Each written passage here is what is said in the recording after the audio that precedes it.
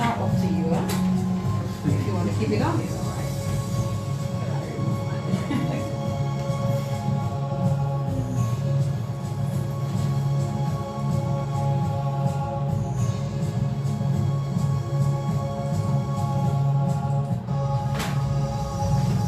In the Spotlight on Q95 FM radio every Monday night from 8 p.m.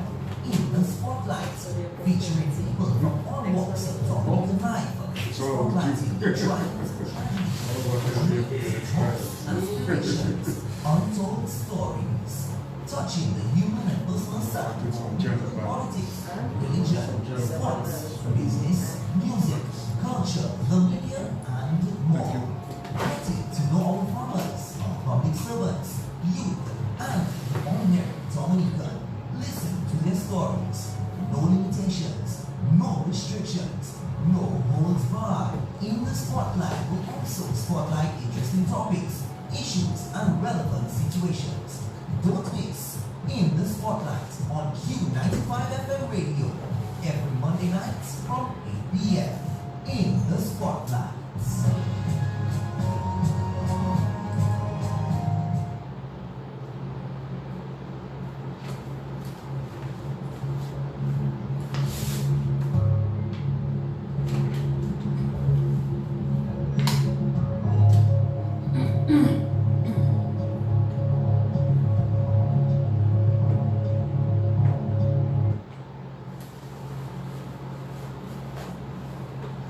13 minutes, moving down past the 8 o'clock hour. It is a beautiful Monday night here in Dominica, and we are thankful that we were here to see another day, and we should be even more thankful when the sun peeps through the sky in the morning and we are still here. This is the In the Spotlight radio show, aired on Monday nights on Q95 FM, of course hosted by yours truly. And we welcome each and every one of you in whatever part of the world you are tuned in to the program tonight. If you're tuned in via Q95, we welcome you. If you're tuned in via a streaming platform, we welcome you as well. And if you're live via Facebook, we hope that you are able to join us on the official In the Spotlight Facebook page. That's where we are tonight. We wish to acknowledge Q95 FM radio. We thank you for allowing us the opportunity to be here on a Monday night to do this. We acknowledge Josephine Gabriel and the Company Limited, Deepex, Jordan Jerome, GK, Akim Lowe, the listeners and fans of the program.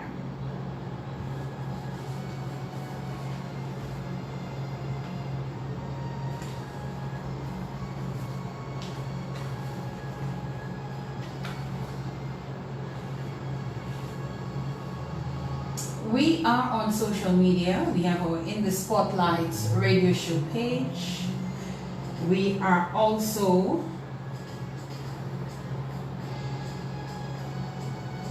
have our group by the In the Spotlight radio show page as well.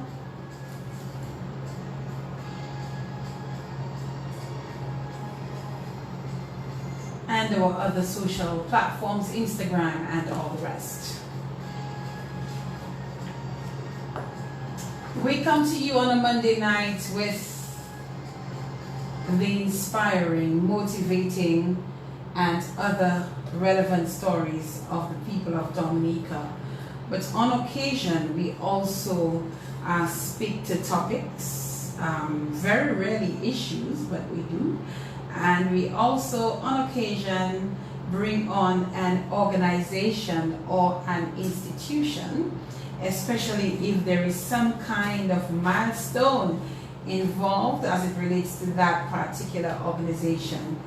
And I'm really happy to have this evening the National Development Foundation of Dominica, the NDFD as we know it, is celebrating 40 years as a business, providing support towards business development here in Dominica. 40 years, that's a lot of time, and I'm sure so many have benefited from the NDFD. It is also my understanding that today is the actual observance of the celebration, so that I think is something cool and something exciting. In studios with us tonight, we have the Executive Director of the National Development Foundation of Dominica. He goes by the name of Cletus Joseph. And we also have a customer, someone who has benefited from the NDFD here in Dominica. Her name is Micheline Darroux, and Micheline is the owner of Toutes Connexion. And in case you're wondering what is Toutes Connexion, she'll tell us more, but they are that little place where they sell a lot of French products right across Taryn and Sons. That's Toutes Connexion. I'm going to charge her for that free that free little marketing advertising that she's getting on the program tonight. But it is really indeed a pleasure. I know that the NDFD has had a lot of activities, and I think it's an important milestone. It's a Ruby milestone, you say, Mr. Joseph. Good evening to you, sir. Hi, good evening, Fedina. Good evening, Dominica. Good evening, the clients of the NDFD. And my most esteemed client here present with me this evening, Micheline Darroux from Toutes Connexion. Really, Toutes Connexion right there. You can get all of the connections. So yes, 40 is Ruby. 40 is Ruby. 40 is Ruby. 40 yes. is Ruby. Please allow us to say good evening to Micheline as well. You were sounding a little off mic, and I was wondering why. And of course, showing is always there to make sure that things go well. So I'm going to allow you an opportunity again to say good evening and to welcome, everyone to the program tonight as we're going to focus on the National Development Foundation of Dominica, the NDFD. Back to you again, Mr. Joseph. All right. Good evening, Fedina, and good evening, Dominica. Good evening to all the clients of NDFD, both current and past clients of the NDFD. And I want to make special mention of the pioneers of NDFD, those who 40 years ago started this movement, and most of them were like, we're not sure what it was going to turn out to, and we are extremely happy that it's now celebrating 40 years and going strong. And let me also say good evening to my esteemed client, Micheline Darroux of Toutes Connexion, where you get Toutes Connexion free. Yes, so Micheline, please, the opportunity is yours to say good evening. Hi, let me just take the opportunity to say good evening to you, Fedina. Yes. And say thank you to Mr. Joseph for having me on with him this evening. It's my pleasure to be there. As you all heard, and just want to say good evening to Dominicans on a whole, to my customers who have been patronizing me, to the people who are listening but they have not heard of Toutes Connexion. Good evening to you.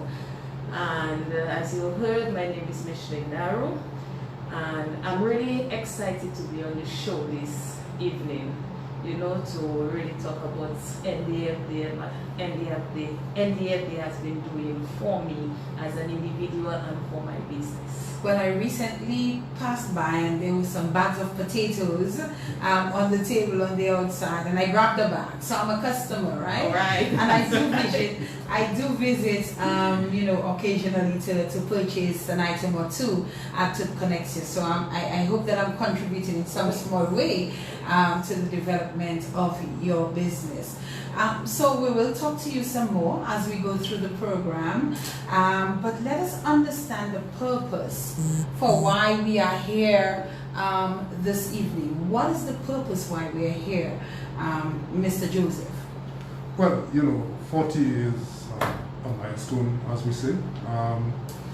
It's symbolized by the color ruby, which is why we're wearing this color ruby tonight. Yes. So all of us were dressed in ruby today. I must say, splendid looking stuff. You close. But guess what? I have something like that in that similar color. Wow. I didn't think. Communication. Yes, man. I missed the memo. Oh, that's okay. You're not too far. Especially for people like me who are ready to college, right? Right.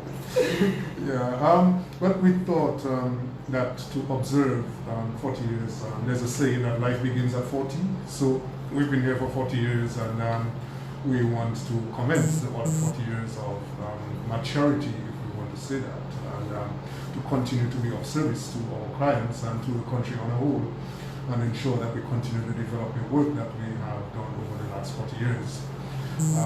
We also have been for some time now trying to document the real history of the NDFD. So this is an ongoing project, and interestingly, we have touched base with quite a few of those pioneers. I must say that some of those persons have already passed on to the next stage of life, if you want to call it that. But there are a few of those pioneers who are still alive, and we've touched base with most of them who are able to communicate with us and that sort of thing. So it's a very exciting time, and very motivating as well to hear the stories of these persons as to how it all started, and the kind of passion you get from them after 40 years.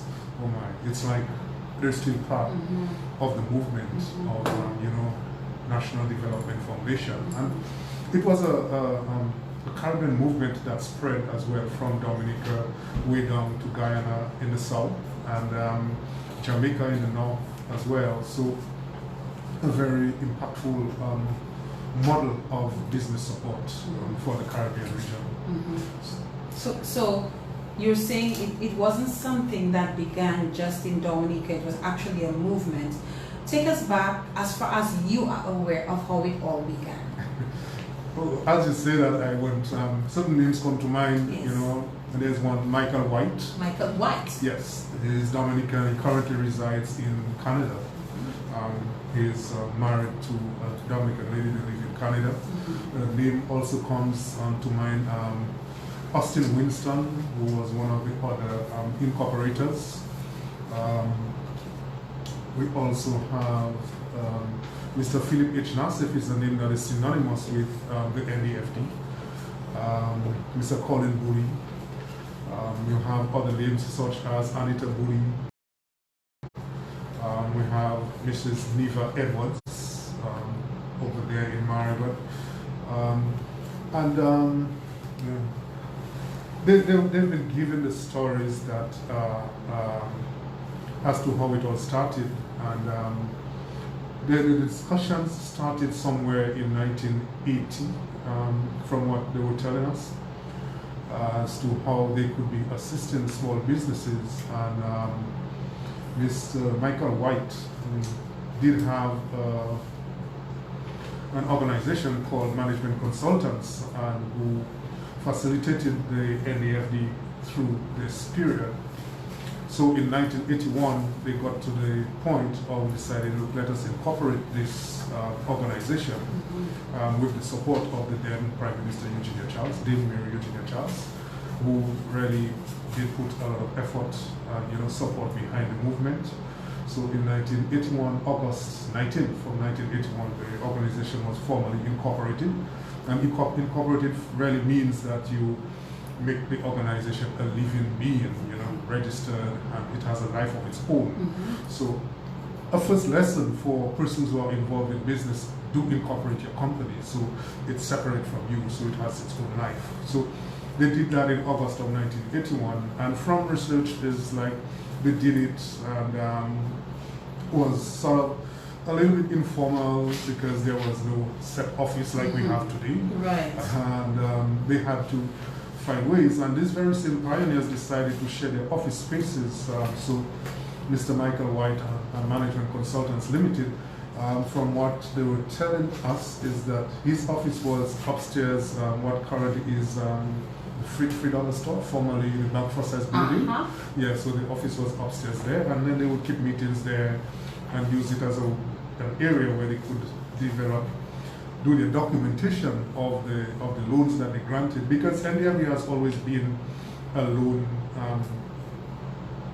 organization that grants loans to small businesses, micro businesses, individuals to start their thing. So they had to ensure that all of the documents were in order, and then to show that, look, there is structure to what we are doing. So they used this office there, and the other time they went from there. Their first office was on King George V Street, what currently is I think where First Domestic used to be. So they had their first office there with the first ED, Executive Director, Mr. Lawrence Correa. He is actually Guyanese by birth, and he was in Dominica as a consultant doing some work, and he was asked to assist in setting up the operations. So we did that, and then they had to hire persons to execute the works. So the first, what today is a business development officer, but was called at the time a promoter, was one Mr. Kelvin Francis, who currently owns Francis Enterprises.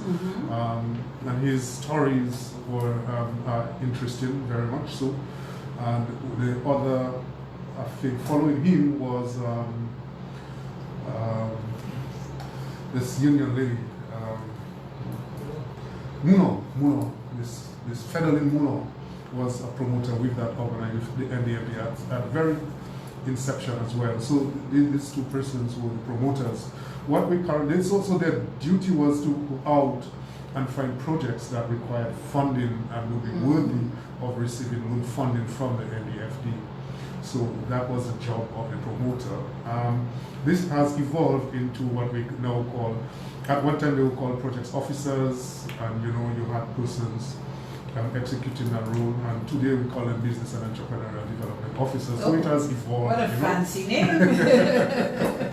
Certainly, yeah. So that's it, and essentially at the very beginning of it, that's how it started, and the persons with their passion for the sector. Mr. Michael White was saying that one of the things that they did was to start off the Candle Industries Cooperative and the Home Industries Cooperative. Those were projects all of the NDFD from its inception, where they conducted trainings in candle making, and the persons who attended the training decided to form a cooperative, which eventually became the Candle Industries Cooperative. And they did the same for the Home Industries Cooperative, where they hosted a workshop in woodworking and upholstery. And this gentleman decided to start off these cooperatives, which were then went on to serve Dominica for a very, very long time. I believe Home Industries Cooperative may still be around in some shape or form. I know Hurricane Maria did them a group from their previous location on Ruby Road, but I believe that they're still there. Candle Industries, I believe they wound it up by now. But these were some of the projects, and a lot of others, early projects, yes. And one of the things that they also did was to provide trainings before funding. So today we are in the era of I want it now. And it's like somebody come up with their idea, and they say, look, are you going to give me the money or not? And you have to decide whether you do that or not. But in the early days, they were like, look, you need to go through a training process, and then we decide whether this project is worthy of funding from the NDFD before you could go ahead. So we conducted these trainings. This was done by the promoters who themselves trained, and in whatever fields that they wanted to, and then the funding would be put forward through loans to these small and micro business owners. Essentially, that's in a nutshell the stories that we're getting from the pioneers of the day. I must say to you, though, Mr. Joseph, that I'm quite impressed that you're able to remember all of this. Now, one could say, well, as the executive director, you're supposed to know that, but you so comfortably sit here and you talk about the genesis of NDFD, and you can tell that this is a person who is in this position for all the right reasons, having, just going down memory lane like that and getting to understand, remembering names, and even, some of the earlier businesses who benefited, I think, that is quite impressive. So before we continue some more about the NDFD, I want to talk a little bit about you. How did you get involved in NDFD? It's not about me. I know, but I just want to know a bit about I was speaking with a few of these pioneers, and I was remarking to them, a few of them, of the enthusiasm that I still get from them and the passion that they exuberate with regard to, and it's like it brings you back 40 years and you feel like they are still there, and they still feel, look, this is something that we have achieved and we wanted. So if I were to say, and most of them were like, I was like, but why? And a couple of them told me that is because the persons who worked in the NDFD were not just looking for a job. Right. It was something that they were passionate about. One of the persons who made that remark to me was Milton Lawrence. Mr. Lawrence, good evening to you, sir. Who is one of the past executive directors. So, yeah. And so if I say I was looking for a job, that would not be a fair reflection of NDFD. But in terms of background, my first job following school was as a school teacher.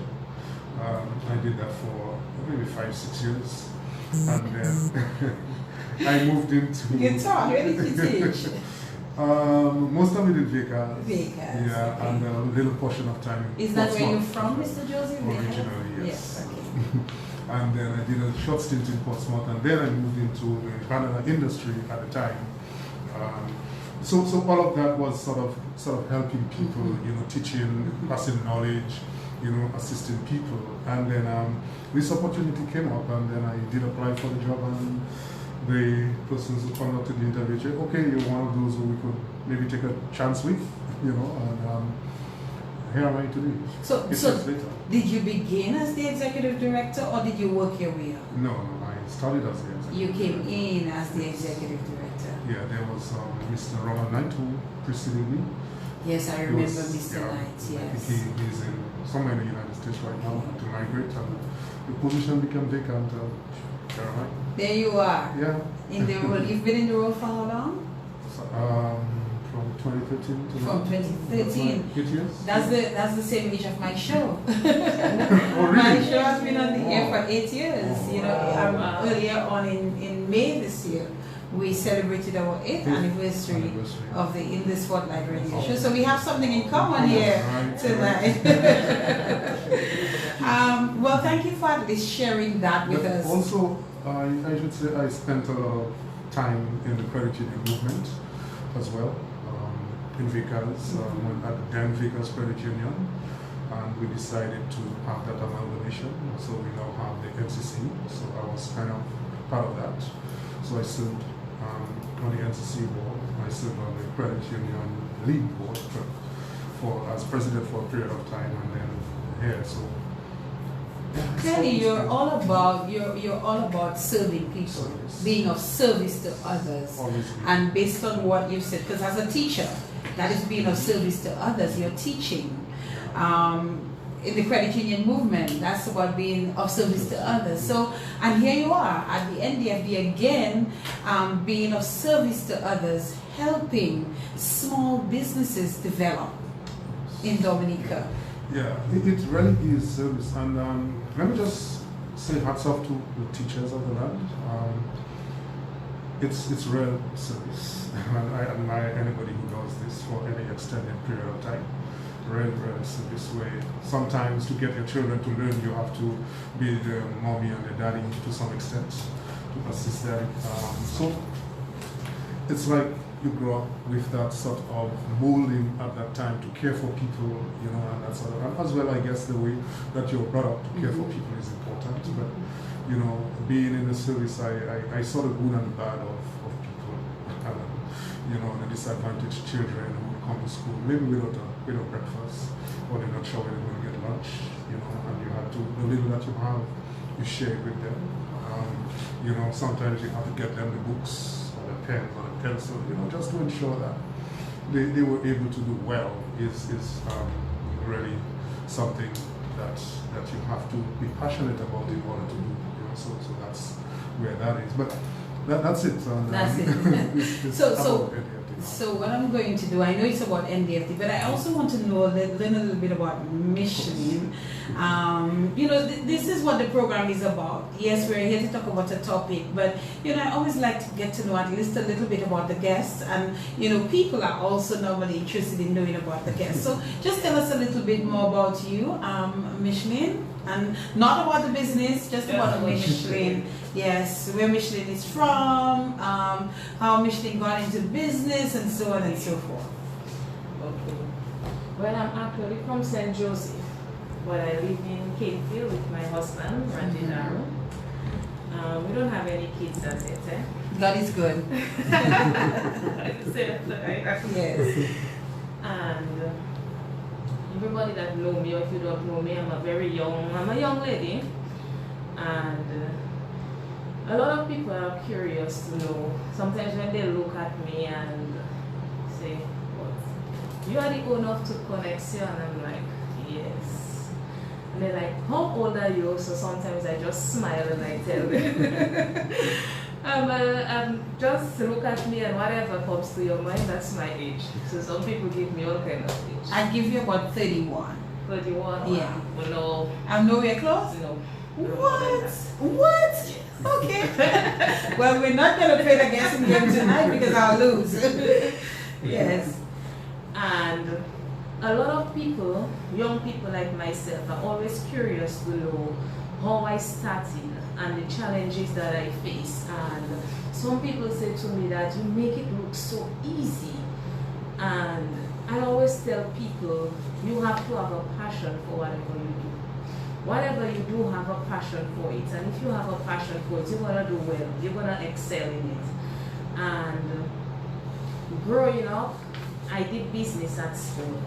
And I always wanted to be an entrepreneur. I always wanted to have my own business. I started even when I was living with my grandmother. I used to come from school. I used to go cut almond, you know the almond. I would sit down, we call it salmon, in Dominican we call it salmon. I would sit down under the mango tree and I would cut it. I would clean it, I would boil it, and I would do everything my granny taught me. And after it's done, I would put it in a little container. And I'm on the road selling. I want tablet. So when I came back home, my granny would look at me like, it finished. I thought I didn't have enough to sell. So everybody who sees me sees the little girl that sells the almond tablets. You know, and I grew up with that mentality and stuff like that. I got the opportunity to work at Hibiscus Ecotours, where I was the manager there for Mr. Nunes, and just dealing with the business. I took the business as if it was mine. So I operated Hibiscus thinking in my mind that one day I'm going to have my own business. So the way that I treat his business, that's how I would want my employees to treat my business. And I worked at Hibiscus for 4.5 years. And then one day I said to my manager, I believe I'm going to branch out. Yeah, I'm going to extend my tent a little bit. And he looked at me and he's like, are you sure? I told him I believe that I am ready. And up to this day, we cool, we nice. And I went to Connexion and I started growing my business and building my business and, you know, acquiring more knowledge as to how to manage a business, how to deal with employees. And if we know us in Dominica, you have to know how to deal with employees. You know, and yeah. And of course, as we will learn during the course of the program, we will understand the role that NDFD played in assisting you in getting that business, whether off the ground or to grow your business. So we will talk about that some more. So back to you, Mr. Joseph. So let us get to know some more about the NDFD. So I know the NDFD is located in a building just around the area of where Marvin used to be. I've never come to NDFD for any business, but I have worked with NDFD on different things, or I have been to the NDFD conference room for a function or a meeting or something of this sort. As to what exactly NDFD does, I am not sure. Well, I'm learning, you know, when we did the Green Ovation event, I got to know a little bit more about NDFD. But you know, probably because you do not require the services of an organization, you don't probably pay much attention to what it does. But I'm understanding that the NDFD is a critical element to business growth and development in Dominica, and is a foundation for many businesses that we see around that we don't know, and again contributing to the economy of Dominica through the support that is provided to small businesses. We will learn whether it's just small businesses and who else the NDFD assists. But let us start, Mr. Joseph, with your mission statement. It reads to contribute to the poverty reduction and human resource development at the national level by mobilizing funds for the provision of credit, business advisory service, and training primarily to the micro and small business sectors. This says it all in a nutshell, but break it down for us. I was going to ask whether I did the same thing. Yeah, but let me just allow you to focus on a particular phrase. I want to underline here. To contribute to the poverty reduction and human resource development. These two phrases I am pulling them out because they are important. Let us talk about the contribution to poverty reduction. All right. We said contribution because you can't do it alone, right? And it's a fundamental aspect that we all have to understand in whatever venture that we are going. You're not an island, you're not a know-it-all, and you cannot do it alone. So as a business, you need your clients, you need your other partners, you need the market. You know, the entire market environment is important. So you play a part in contributing whatever you can, whatever you have, whatever you want to help build, so you contribute towards that. Poverty reduction, we know that there is poverty in every society that we live in. And whether you're the richest country in the world or the smallest country in the world, there is a level of poverty within your society. And NDFD identified that very early on. As a matter of fact, that was part of the thinking when NDFD was developed and was started. And they didn't have that mission statement then, but after, as it evolved, they decided that they had to formalize and do that. So poverty reduction in terms of making opportunities available to persons in the entire community to be able to uplift themselves out of poverty. And how do we do that? Not just by giving them things, you know, the old adage that you teach a man to fish and not give him a fish. And you teach him to fish, but you feed him for a lifetime, you know. And we are about that we assist persons to grow and develop. So it's like you can come to NDFD with an idea and help to generate it into a multi-million-dollar business. And interestingly, I've had stories from at least 2 clients in the not too distant past, like last week. One client told me, "Do you know that my first loan at NDFD was $1,050? And I was like, okay. $1,050 was his first loan. He remembers the exact amount.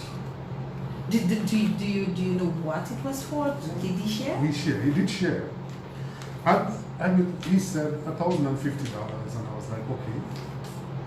And he says, did you know that it helped me to establish my workshop, to purchase my tools then? I said, okay.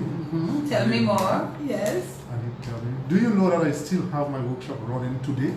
Oh. And he says, do you know that I now own a three-story building where I rent to people?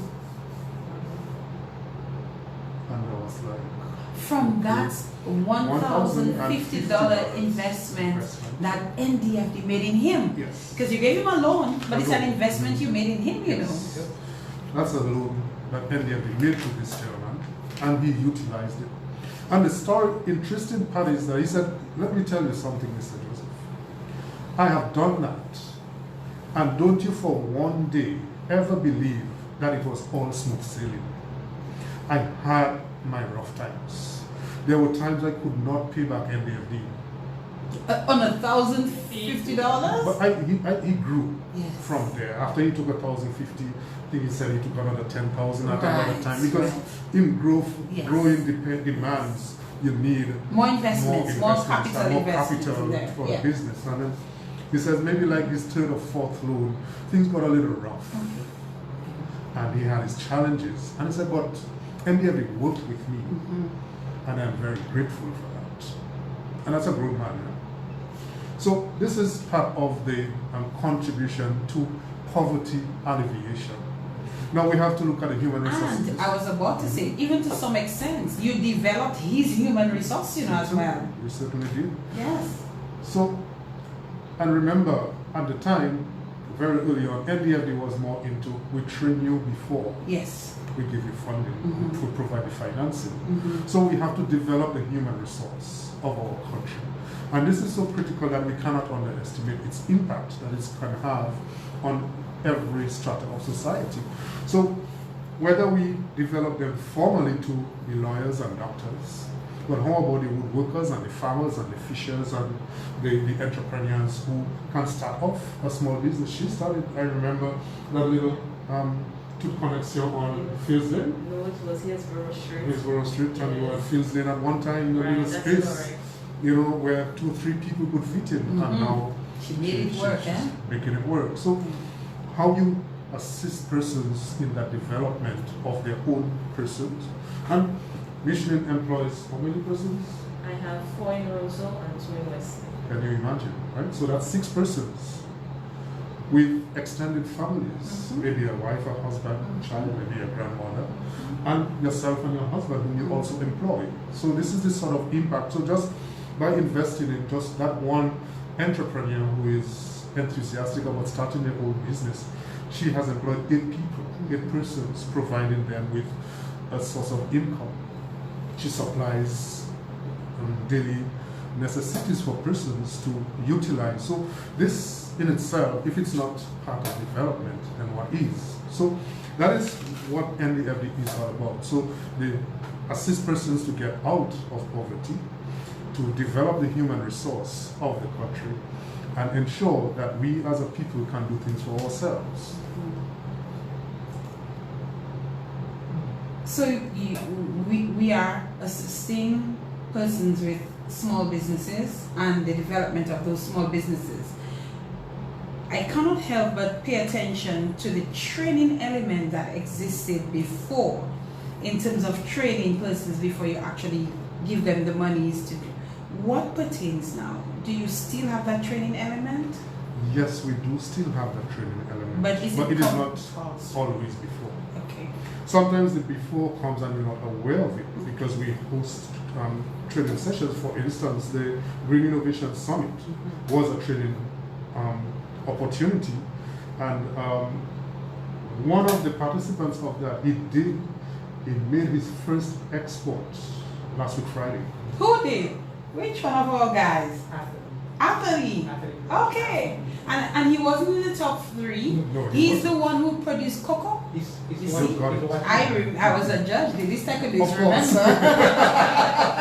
Remember? Oh my! Yes, he always tunes in the spotlight. I would say he was at my office on Friday, Yes. just before he, Good stuff, because he needed some Anthony. assistance to get certain things together to export that thing, and then he called Mr. Brooks and he said, Brooks is saying, Mr. Joseph, he wants to come and see you. So I said, oh sure, I'm here. Of course. So he came in and he said, Mr. Joseph, I just need the internet connection because my phone crashed and I need some information to be able to put the information on that to post this pack of chocolate. So it were some big blocks of chocolate. He says it is he uses a terminology, but untended or something like this. Means that it's just pure raw chocolate cocoa with a mix of ginger, I believe. And he had those things that he was going to export. He came in, I assisted him, gave him a connection, and he did his stuff, and then he said, okay. So he just wanted to utilize your building, your office, for some internet connectivity. That's all. So he could, and there you were to Yeah. provide that to him. Yes, but I got to know him, or he got to know NDFD, and NDFD got to know him through the Green Innovation Summit, which was a training opportunity. Right. There we provided things. And in the other thing, he gave me a personal testimony, and he says, you don't know what you did for that summit. And I was like, okay, what do you mean? He says, this summit has transformed me and gotten me to be more focused. He says, I changed a few things in my life after the summit, when I went through it and I listened to the speakers and the connections, the speed, mentoring that we went through and what I collected from everybody. I was able to ask myself a question. And he says, I did not win. I didn't win the grand prize, but I won a lot more than just Knowledge. that. And I am so much more focused in the direction that I'm going now with my life personally and with my business. And that is the reason why I can do that export today. And that was just his personal testimony to me. Yes. And he made a few other little personal things which I won't share. Yes, but private. that is the kind of impact that training people can have, and training them to be able to be independent and do things for themselves, and just providing a little assistance. It's not much. It didn't take me anything. I spent maybe an hour with him for the day because we spoke about other things and his plans of commercializing the production more so he can get more out of, increase his efficiency, his productivity. So we spoke about that, and then we have to see again next week, hopefully. But may I say something here, Mr. Joseph? Again, I'm going to give you some kudos because it is not often, a client comes in, he sees Donald, he sees your, what you call those, the business and entrepreneurial development. that's officers. it, yes. Not the ED. The ED does not normally make time to see people, at that level, but he requested your assistance, he requested your presence, and you made yourself available to the gentleman. That says a lot, and I'm sure it meant a lot to him that you could come, whether it be in your office, you took him to the conference room, whatever the case is, but you gave him a forum and you assisted him in that forum in whatever it is that maybe Donald, maybe otherwise, maybe could not have given him the support that he needed, but because of the knowledge, the experience that you have, he knows, I wanted to see the ED, but the ED didn't say, I can't see you. Go see Miranda, I will see you. So that is awesome, Mr. Joseph. I am giving you your credit because it is deserving. Yeah, thanks. But I mean, that's the personal touch that NDFD provides, and that's the sort of attitude that I have my staff. Now, look, it's all about the client, not us. The client is there and ensures that we are there, and we have to do whatever it takes to assist the client, because just that little thing. And if I were to tell him that I'm busy, I don't have time, there are times like this when you are really caught up and you cannot, so you refer to somebody and say, look, try your best to ensure that this client gets the attention that he or she deserves. And if anything, you call me, get the authorization. And then that's the kind of personal touch that we provide to our clients, and no other financial institution can do. Only at NDFD you can do those types of things, and we go out of our way to do. And what we expect back is just that you do well, you service your loan, and you're able to prosper, and then you can come back for another one, you know, that sort of thing. But essentially, that's the sort of personal touch that we provide. And again, the training aspect. So if we had not launched that Green Innovations Summit, and for I the would have never persons who known may, him. exactly, for the persons who may not be aware of the Green Innovations Summit, just give us a little synopsis of it, and how the participants benefited from the trainings and the sessions. I think a few days ahead of the I think you probably had a whole week of activities, almost 3 or 4 days. Yeah. Yes. So just take us back before I forget how to touch on it. The Green Innovation Summit. Yeah, what it was is that green, with a focus on green technologies, green meaning environmentally friendly, utilization of energy efficient resources and renewable energy resources, waste management, water management, and those types of things that enhance the environment, you know. And so on the first day, which we call the ideation day, we brought together different stakeholders. So the water company, the solid waste management corporation, the telecommunications company, the NTRC, was it? One of them.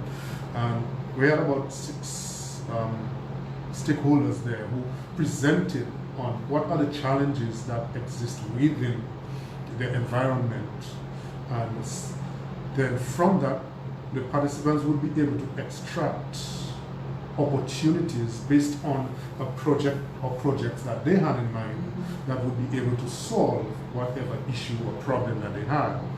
Also, they would be able to pull up from that areas of opportunity that would be presented in terms of maybe certain little pieces of information revealed in terms of water management, in terms of waste management. So that was the thing. So once they did that, we did provide them an opportunity again to, amongst themselves, talk and discuss and refine their project a little more, and then make a first pitch of what their idea is. And from that we selected, I think it was 11, who went through the more intense training of the 3 days, where we looked at issues of, we did legalities, business legalities, which is very important. So issues of, do you incorporate your company or do you register it as a business name? You know, what is your role as the incorporator or the business owner? You know, the legal aspects associated with it. So we did that. So we had an attorney who came in, Mr. Ronald Charles, who did that for us. We had other issues as to business structure, what sort of structures you need to put in place with your business in terms of your human resources, even the functioning of, is it a company or is it a partnership, and what to expect. You know, we did that. We did issues of record keeping in terms of financial records. We did trainings in financial management and how to go about accessing finance, how to determine how much finance you need, where do you get the finance, because financing is not only loan, but you have equity financing from different sources, and you have your own private equity that you can put in. What about your effort, your sweat equity, if we want to call it that? So that was the finance. We did some on marketing. So we had Mr. Gregor Thomas, former general manager of Dexter, who serves on the board of NDFD, who conducted that session, marketing. We had some motivational stuff. So it was holistic, where we brought in a trainer who did about a half hour of, you know, physical exercise to enforce that people that look, it's not all about work, but you have to take care of your body in order that it is in good condition to be able to function properly. So we had a full session on that. We had some motivational talks from different people, and then we provided opportunities for networking by bringing in mentors where they could speak to certain experts on finance, marketing, you know, even business operations, and all of those types of things, where they could address like more personal issues with somebody whom they could rely on and trust to give them the best advice. And then we prepared them to pitch the idea, to present, to put it in a format that can be, you know, accepted and understood by people. And you saw what was presented, so you were one of the judges there. So that was quite impressed. I was. That was the essence of, you know, in a nutshell, in 5 minutes, the Green Innovation Summit. And I always emphasized during the course of the event that it's not the prize money. But once you get in there, you are a winner because the wealth of knowledge that you're going to get from that is worth more than the prize money that you're going to get. And we are beginning to see tangible results from that. So Afi George is one of those. We have J. St. John, who is starting his aquaponics project. Oh, he's starting. He's starting. He's on his way. Yeah. We have Jody, who is doing her products. Jody is just out there. Yeah. Was there somebody else who advanced? And Nafkote is beginning to put his business in order. And he was another thing. He came a few weeks ago and was having a conversation with me, and he was telling me from that he realized, from the information he gathered, he sort of changed some strategy and is more looking for opportunities within the environment, and he's very well on his way and making sense. So this is kind of tangible results being experienced in such a short space of time. So this is essentially what it's all about, the kind of impact that you have. And one of the things, it's micro, but it's impactful, and you cannot underestimate the impact that this is having on individuals in their own personal lives. Because one of the things that I came upon, I discovered in a research I did recently, was micro is so micro that sometimes we don't even know it's there.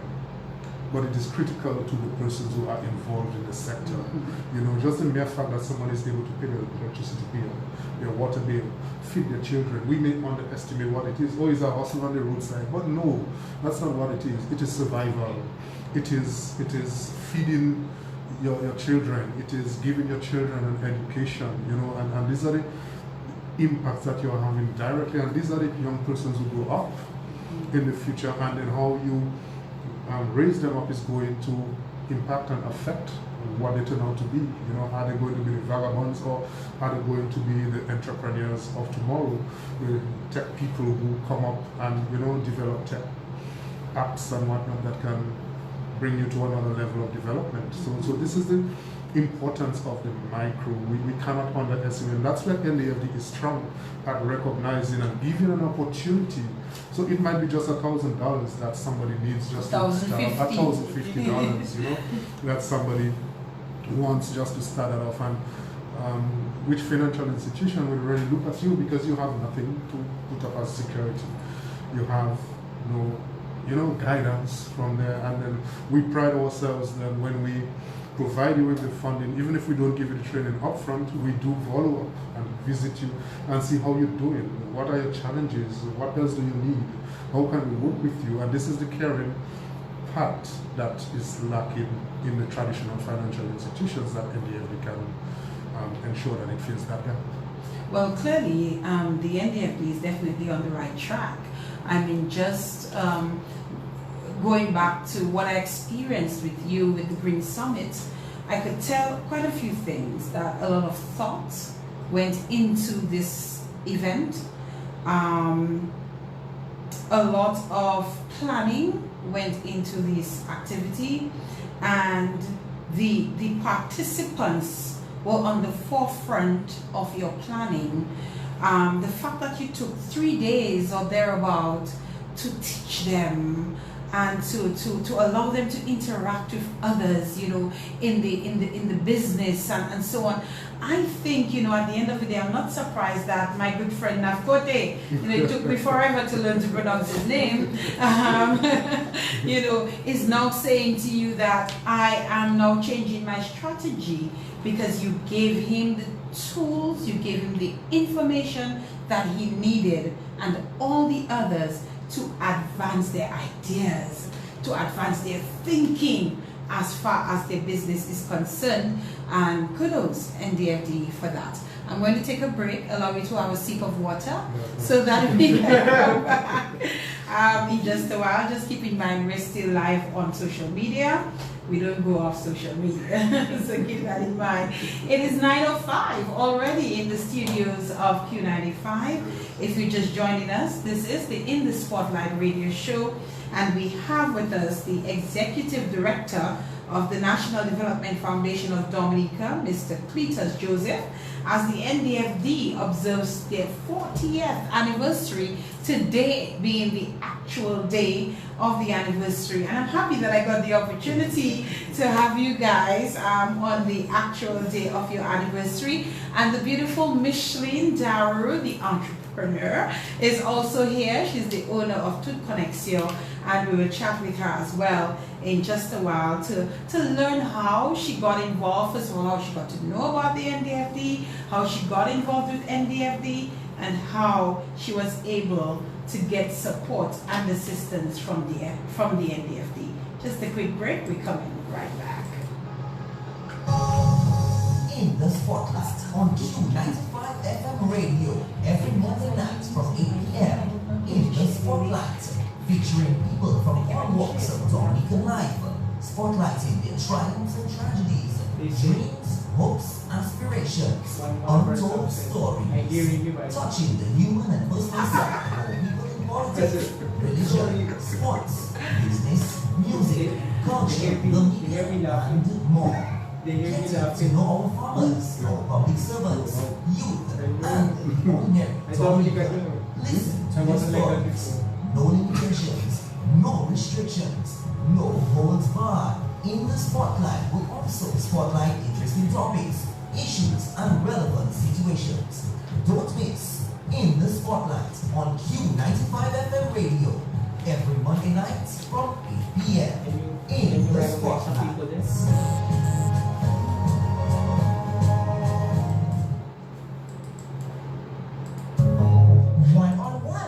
Interesting personalities, educational and informative topics and issues, intriguing and entertaining. A must listen to In the Spotlight, Monday nights from 8 p.m. on Q95.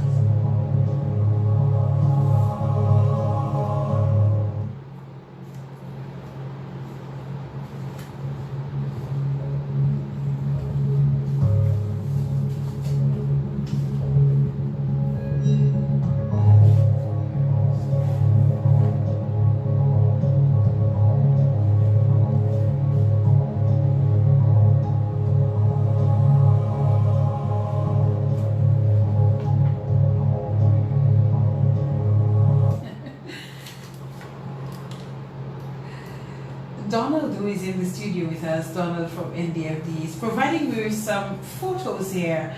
I'm looking at a booklet, a magazine from their 1992 annual report, and there's quite a few people I know here. There's quite a few people. I'm seeing some of the staff. I'm seeing, I mean, we all know Mr. Mohammed Abdullah from the Muslim store. I am also seeing Mr. Abraham Brown, who I know very well. I am seeing Andrea Shillingford, Bernard Etinoff, Michael Eugene, Shirley Linton, quite a few people here. I know this lady, Linda Toutes, quite a few. Mrs. Mackenzie, my former teacher of the of Domlec now. The manager of Domlec. These are all of these people walk through the doors of NDFD. Who is this one? Mr. Irish from the NCCU. Wow, quite a few. I'm quite impressed with that. Quite a few people here walk through the doors of the NDFD, and I suspect some of them still continue to support in whatever way that they can even today. But these are quite a few people who are now in quite a few key positions in Dominica. So that's good to see, Donald. Thank you for that. We also have a list of some of the former chairmen and all of that, and we'll mention some of those as we go along as well. I want to hear a bit from Micheline. We've had a little quiet for too long. Mr. Joseph will be back in just a while to talk some more. But let us talk to Micheline. So Micheline, again, you are the owner of Toutes Connexion. You've always had the aspirations to own your own business. From high, you were selling almond tablets, it was? Yes. Almond tablets through the streets, and people knew you very well for that. and it was always your dream and your hope to own your own business, and you do. How long you've been owning that business? How long you had that business? 9 years. 9 years now. Your business is, you've been in business with Toutes Connexion. Yeah. And I did hear you say, I know the Rosa location, but I did hear you talk about Wesley. We have a small outlet in Wesley. All right. Any plans to branch out even further? Oh yes. You plan to do We're that? looking at a few locations, and even in the Wesley area, we're looking at even expanding Yes. Wesley as Yes. well. All right. So we heard a bit about the business a bit earlier on. What services do you provide with this business? We Or do, products? yeah. We sell French products. We sell local products, so the local products, and what we try to do is support the local people. So we have somebody who do cocoa sticks, we sell the cocoa sticks. We have a young lady who does the oils, like the coconut oils or the oils for the hair. We support them as well. We have a gentleman, sometimes he's at the side of the road, but we help him out with his tampering balls. So we sell his tampering balls and stuff like that. We do retail. We sell retail items as well. Our retail items are the local things that we get from Astafans and all the other supermarkets here in Dominica. We do American products as well. So we sell the iced tea, the tang, the peanut butter and everything like that. You could also get it from Connexion. We also do our French products. So for that, you spoke earlier about the potato and and it's good potatoes, by the way. Yeah, everybody knows Toutes Connexion for the potatoes, you know. So we have the little bags of potatoes. Actually, right now we have all the sizes of potatoes. Okay. I think I got a bag that was like $12 or something. Yes, that's correct. That's correct. So we are known for our potatoes. We also do wholesale as well. Yeah, we also sell to most of the supermarkets here in Dominica. So we do our yogurts, our yolks, our apples, and stuff like that with them. You know, we also do Domlec Power. So when you hear the name Toutes Connexion, it tells itself already, it connects everything, you know. So it's Toutes Connexion, Toutes Commission. Do you still do the fruit Yeah, cups? actually that's what I say later on in the program. That's what I really wanted to talk about, because after selling almond tablets in Wesley, actually our fruit bowls is what gets us to where we are today. Yeah. Where we are today, selling our fruit bowls. And How did you start off selling the fruit that's bowls? what I'm going to tell you. Yes. Actually, my husband and I, as I said before, I'm always that person to do stuff with my hands. So sometimes I just get an idea and I try to perform it. You know, I look at something and I'm like, yeah, I think I can do that thing, and I will go head on with it. And I used to also work at the aerial tram where I was a tour supervisor. And I can remember my friend at the time saying to me, so every time I come to work, I come with a little bowl with something in it. So, you know, I always share for this person. So I bring a little portion of cane, I bring a little portion of this. So one day she said to me, well, I think you should develop that business, Micheline. Just start to do fruit bowls and stuff like that. And I said to her, really? She told me, yes, and I believe you're going to do well in it. And I hesitated for a little while. But she did not give up on me. What she did, she came one day and she gave me $300. Yeah. Somebody invested in you. Somebody invested in me. Yeah.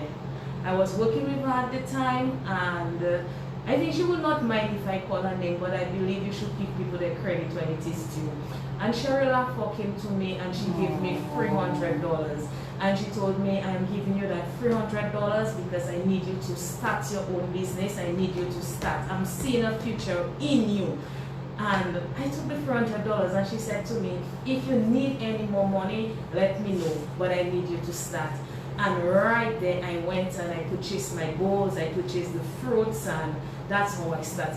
Incredible. That's how I Somebody started. believed in you, and because you were not taking that first step, she decided, let me take that first step with you. Yeah. And there you go, and you started that Yeah. business. So who were you selling to at the time? So actually for them, I have to really, you know, sit down and laugh, because I remembered doing the fruit bowls, and at that time my husband was a taxi driver. So after I did the fruit bowls, we live at Canefield. So I ventured out and I went to National Bank in Canefield. And I can remember this lady, only one lady at National Bank was buying. So sometimes she would buy like 7 fruit bowls from me and just share it with the people just to make me sell. Oh. You know? So that's what she used to do. And you know, you start a business, you have, especially when it comes to food, people are so particular. So you will not find anybody just coming to just grab onto you, especially if they don't know you. And a lot of people, they will not buy in and would walk and sell. And but at that time the sun was hot. Yes. You know, I used to walk from my home and sometimes go to P.H. Williams. Yeah, I went to P.H. Williams, I went to West Indies. And you know, I was just walking the streets selling the fruit bowl. And one day I came to my husband and I told him, I started crying and I said to him, Love, I don't think I can do that because nobody is buying and I really, really, really cannot do it. And my husband took the container of fruit bowls from me and he told me, sit in the bus, when his turn comes, bring on the bus for him and he's going to sell it. Really, for that, when my husband came back, the container was empty. So I'm saying to him, Lord, where's the fruit bowl? Did you throw the fruits? And he's like, here is your money, go home, your day is done. And that spoke volume to me and I'm like, no, I can't do this thing. And he spoke to me and he told me, next day you're going to go out and you're going to start to sell. And for that, that's how it started.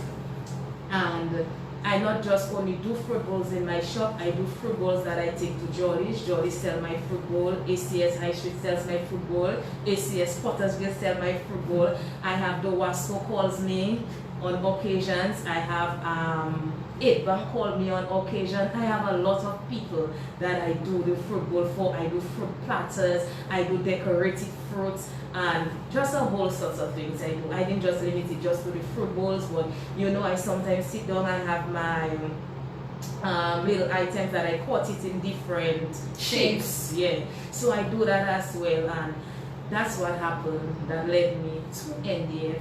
Because when I was walking the streets, I realized people were saying, do you have a place that we can come and buy the fruit bowl? Can you come and purchase the fruit bowls and stuff like that? And I said, hey, I need to get somewhere in town. I need to get a little place. And when I look at it, I got this first place, wooden place. If you pass now, you will see close to the incense place, there is a green and yellow place. My color still stands out here. You know, we paint it that way. And that's where we started. And my first loan was with NDFD. It wasn't 1,050. But it was much more than that, little more than that. And yeah, that's where I started. Tell me about the NDFD experience. What was it like? When I got to know about NDFD through Fidel Grant. You know, we were interacting a lot, and at that time he was working at the NDFD. And I said to him that I want a small loan because I want to start off my business, get it off the ground. And he really helped me through and ensure that I got the loan. And when I went to the loan officer and I spoke with her, and she said to me that she asked me, do you have a business plan? And I told her, well, the business plan, I have a business plan, but it's in my head. And she said to me, okay, I can assist you in getting your business plan done. And right there at NDFD, she sat with me and she got, while my loan was being processed, she sat with me and I had my business. I had a full book business plan done with one of the employees at NDFD. I did not get any difficulty in getting the loan. They were very supportive. Although my place was small, they came to, they visited the place. They gave me ideas as to ask them, you know, draw closer what I could do to enhance the place and stuff like that. And yeah, they actually, I can remember after I got the loan from NDFD, mostly all their trainings I was involved in. They would invite you? Yeah, they invite me to mostly every training that they had. Yeah. A good story to hear her, Mr. Joseph. You sat here, you listened to her. How do you feel about just hearing this young lady start from $300 as an investment from somebody who had some level of confidence in her that she could do it? She almost gave up at one point in time. She did not, with her fruit bowls, and NDFD came through to assist her. Even so, the business plan was in her head. I really don't know how much of that was in her head. But anyway, yes. Yeah, but two things. One, it's just a story of us living our mission, Yes. Fulfilling it in tangible ways. And she's a real person, eh? Yeah, but that's it, and that's the versatility, that's the adaptability, that's the power that we have at NDFD to help persons from an idea, up, from, yes. yeah, and to come out. But because there are times when you will need, there's what we call the hustle, the very micro things that maybe most likely they don't need a business plan because it's so small, just ready. Because you have to differentiate between what has potential to develop into something substantial or what can even just stay at a micro level until ready. And I think that's one of the things that she did. She remained micro, doing a thing, a $300 investment from somebody, walking around sometimes not selling all of it and being despondent. And that's part of the business life cycle that we have to understand that it's not just going to get up and take off. There are times there are those that are the slow pickups, but so you just have to be patient and continue to be innovative, continue to be entrepreneurial, and so there comes that little support that you need. And we at NDFD can help you with that, and we can help you to take the idea in your head, document it, and the importance of that is that you can then refer to your documented business plan at some point in time. Where am I? What are the things that are not going as I planned? Or what do I do next? Or should I change some strategy? Should I change something? And that's what a business plan can help you to do with regard to growing and developing your business. At least you have something to refer to there, and that's the power of what we do at NDFD. So in addition to just monitoring what you do with the funds, we can help you to plan what to do with the funds, and that's where our business support services unit comes in, where we provide the training, where we provide the business plan development and those types of services, the after loan support services that we do. Because once you go out there and you leave the walls of the NDFD with the money and with all the love and the attention, you are essentially on your own for a period of time, having to make those decisions. And then there are times when you need somebody to just hear what you're saying and to just open your eyes a little bit by maybe asking you a question or coming up with an idea, because we don't know it all. As I said earlier on, that you are not just the one who knows everything, but a contribution from somebody can help you, and that's where we go. So when the officers visit, they really try to interact. What are your challenges, that you are facing? What is it that you think you need? Why do you think that? Or did you try that? Or, don't you want to kind of change something? And those are the types of things. And not to go and sort of behave like you are the answer to it all, but rather to have a conversation, because the person is there and that person is the one who undergoes on a day-to-day basis the challenges and sees everything. But sometimes your head is so cropped that you just don't see the other dimension of what you are facing, and that's what we are good at. And if you are at the point where you need some recapitalization, some more finance to, because perhaps you just did not have enough capital, enough finance to start off how it really required, and that is fine that you sometimes on the project, or you did not foresee certain things happening that just happened, and what do? Do you just leave it and fail, or do you take a lot of leap of faith and say, look, we see where you are headed and we see your shortcomings, and yes, we can work with you, and those are the important things we have. So having a living example of that sort of thing is very uplifting. Do you want to add something? Yeah, I just wanted to add something, and I think it's very important. NDFD, yes, they provide the financial support, they provide the training, but one thing that really stays with me, and whenever I see them, it really brings joy to my heart. And I can tell you, when it comes to patronizing your business, yeah, I can tell you, and no, top notch, I'm being honest with you. I see them on a daily basis. I see Mr. Challenger, that's where he purchases his light. I see the cashier, that's where he buys his propol. I see Casey, I see Anasha, he has another. I mean, I don't even want to call names because I really don't want to leave anybody out. But I'm telling you, they know themselves and they patronize me regularly. They need fruit baskets. I can remember I also had a restaurant as well. I had a restaurant in Fields Lane, and I used to do their lunches for them. You know, yeah, I used to do their lunches for them. And even when I told them, you know, I said to Miss Francis, the restaurant's not really a passion that I have, so, you know, I don't really want to do something and I doing it by because I don't think I'm really going to excel in that. So I'm going to stay where I know that, yeah, I'm going to shine there. And even now, yeah, that is very important because they don't just give you the finance, the training, and just leave you there. They come to the business and they support you. And I think when you have people like that come in and patronize your business, it's important. It's important to recognize. And they don't have to. They don't have to. They don't have to because I mean the relationship can go just to okay, you came, we did this, we did that with you, we'll follow up with you, yes. But we, you know, they don't have to come to support your business, but they do. And even Mr. Joseph, when Mr. Joseph visits me, he comes to buy his potato, and that's where his wife shop. I'm telling you, his wife and I, we are very good friends. Wow. That's where his wife shop. She WhatsApp me, she calls me. I have a stock package, and she just speak up. It's really encouraging to hear that. So I really wanted to make mention of that.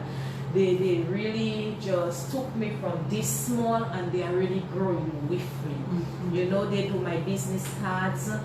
I call them anytime I say, Anasha, I need my business cards done, I need this done, and they will. And one of the things, Mr. Joseph, I must say to you is that when you have, as a leader, you have reliable staff, it's very important. It's a gift. It's a gift because I mean, I can tell you with the skills and talent that your employees have, I mean, yeah, it's very important. It's very important. And I'm sure that they should be, you know, happy hearing you say such kind things about them, especially if it is true. It's true. I mean, that can only give them more of a boost in terms of serving the customers, the clients, you know, who come through the doors of the NDFD for support. And as we're talking about that, well, before we go to that, when you began as the NDFD, you obtained grant funding to finance your programs, but now you've had to get to a point of self-sustainability. Talk us through, you know, how that transition came about.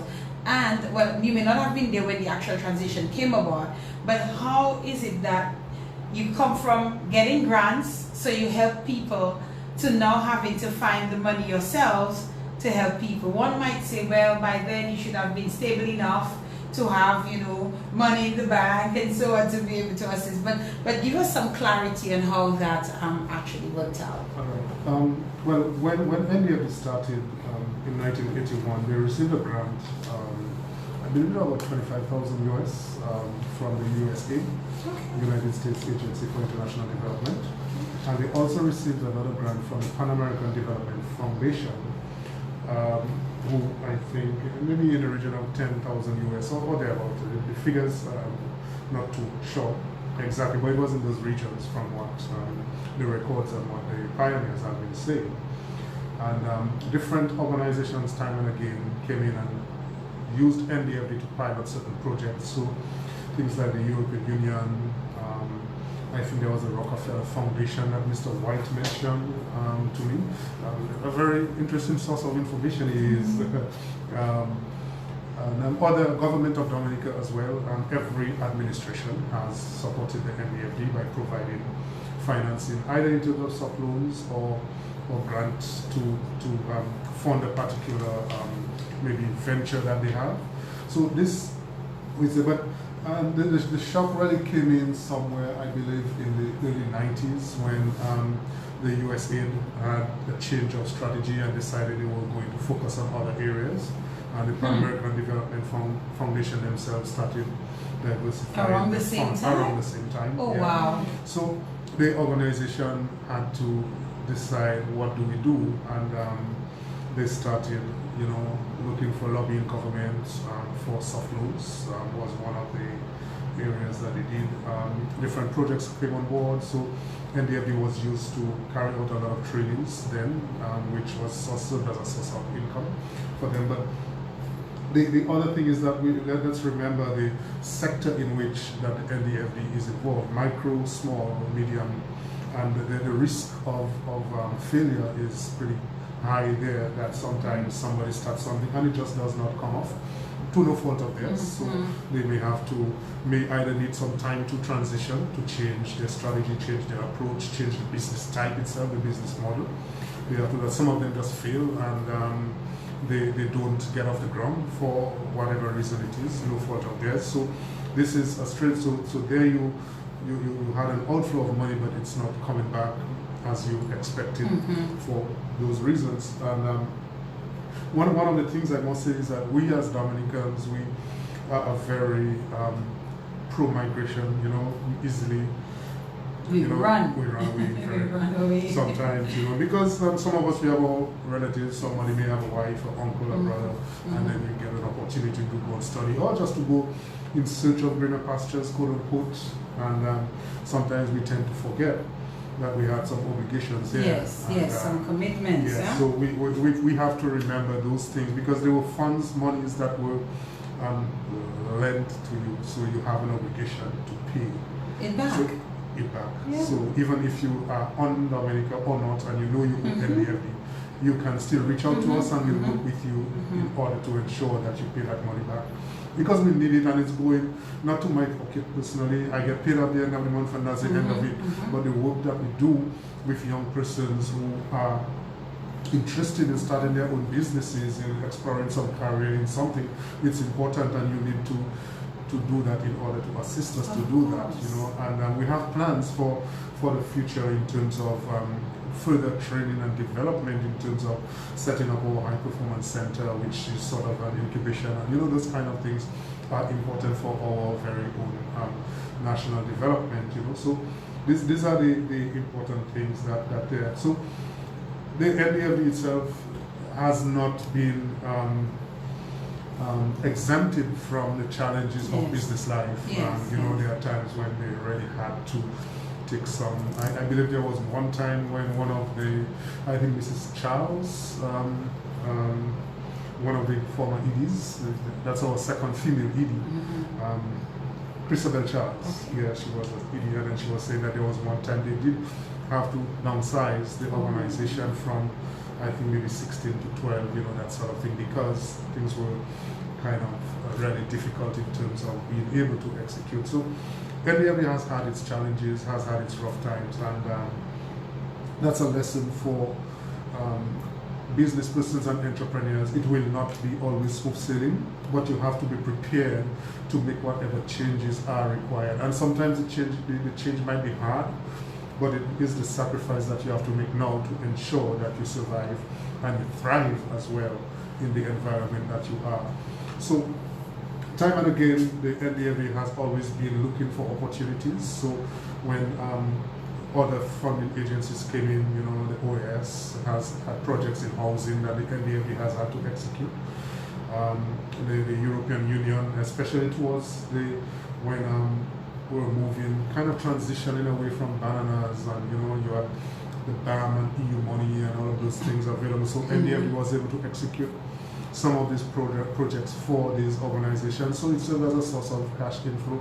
Again, being an agile and versatile organization and being able to do those things to reach the small person, to provide the training, the support, the small amounts of financing has been allowed NDFD to, keep its constituent and be an effective force in the environment. And then there have been different, again, strategies in terms of having short-term loans that are kind of high yield. So these are little different strategies that we use to have a mix of your funding. Not everything is not into long-term, but you have a short-term one that assists. So these are little business strategy changes that have happened and allowed the NDFD to thrive, and today we can we're not saying that we are quote unquote out of the woods, but we are self-sustaining ourselves, and we have to be constantly monitoring and evaluating the environment to ensure that we remain sustainable, relevant, viable to ourselves and to our clients. So that's the sort of picture that has been painted, not just always a rosy one, but has had its rocky roads as well. As you speak about assisting, tell me what is the process that one goes through to obtain assistance from the NDFD. So I have an idea, like Micheline over there. My idea is, whatever it is, I come to you.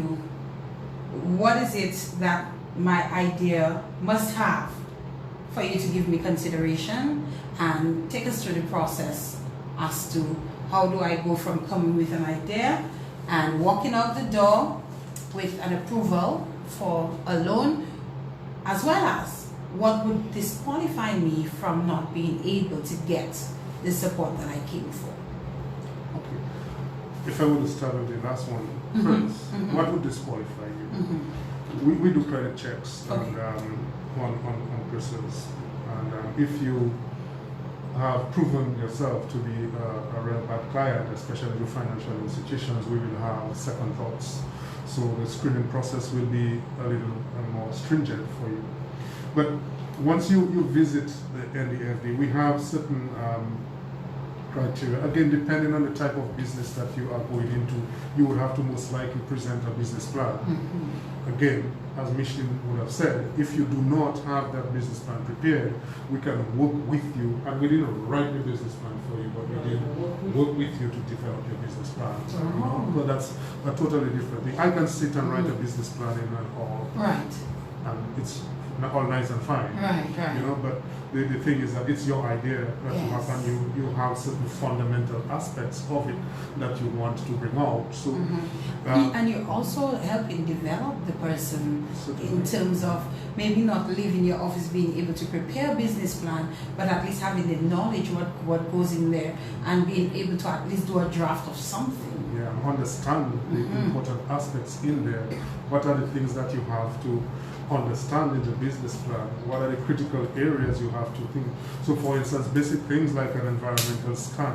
What is your marketplace? Who are your customers? Who are your target customers?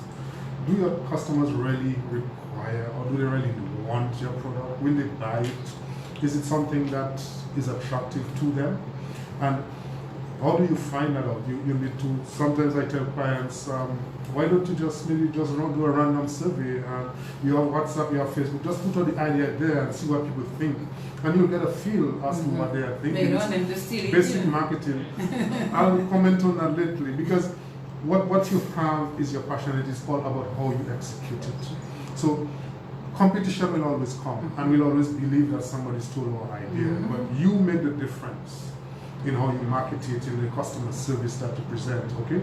And that is it. So once we get to the stage that we require the business plan, we can help you to develop it and present it. And then, if it shows viability, then we begin to consider further.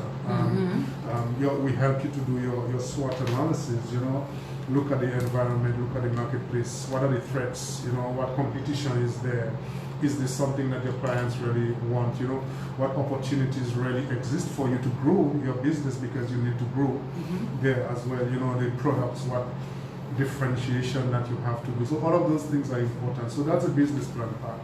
Now, once we get past that and we begin to talk about financing, what aspects of the business do you need financing for? Do you need 100% financing, or do you have some equity, or do you have a partner who, even if it's $300, wants to help you with, to maybe buy some small equipment that would be important to the business, you know, and then how much do you require?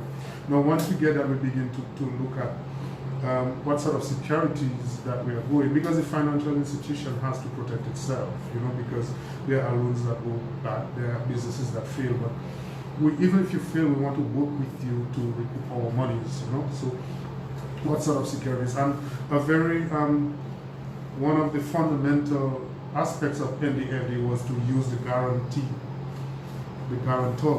to help process to secure funding, just to co-sign for you. Yes. So just to say that, look, in case things go bad, the client cannot pay back, I will pay it back, and that's the basis of NDFD's genesis. You know how it started, and many clients have accessed funding from NDFD just with a guarantor, and so the higher the amount of funding you require is the greater the requirement will be in terms of security. And I've had clients come in and they say, I have a title I can think it, and then the client said, how much money you require?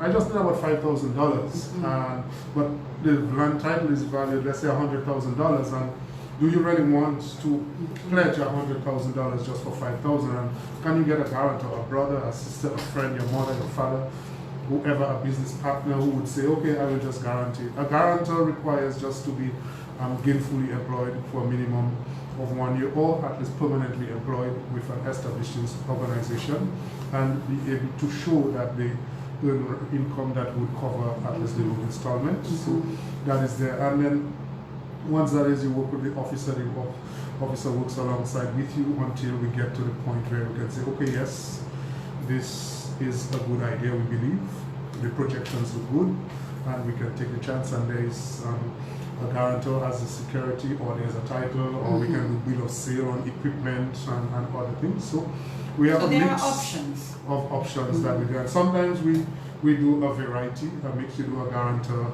bill of sale, you know, depending, just to work with the client. But there must be this level of security. There must be some form of security. There must be some form of security. Some form but, of collateral. But you want to help me because that's what you are about. But I have no security. I have nobody to be a guarantor on my behalf. How do you help me? If you are purchasing equipment, we can say once you have the equipment, we put a bill of sale on it. That helps.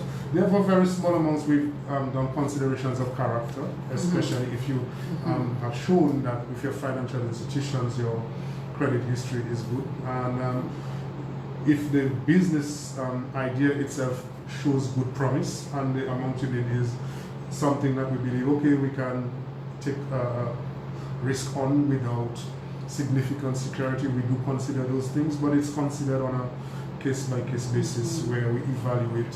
And there are clients who have been with NDFD for a period of time, and then they have a little shortfall in security, and we say, look, we'll work with you, you know, because you have a good credit history, you have a good business idea, a good business that operates. So we do those things, and we work with the clients. But fundamentally, you as a financial institution do not want just to turn down a loan arbitrarily, because that's how you make money anyway, by lending the money out. So that's there. So once we get to the point and we decide, look, we have approved it. So there are different levels of approval. I was just about to ask about the first approval goes to the Business and Entrepreneurial Development Manager, who approves up to $20,000 along with the ED, the Executive Director. So we do the evaluations together. And then there is the above 20,000 to 70,000. It goes to a credit committee, which is a subcommittee of the board, and then anything above $70,000 goes to the board of directors for consideration. So that's it.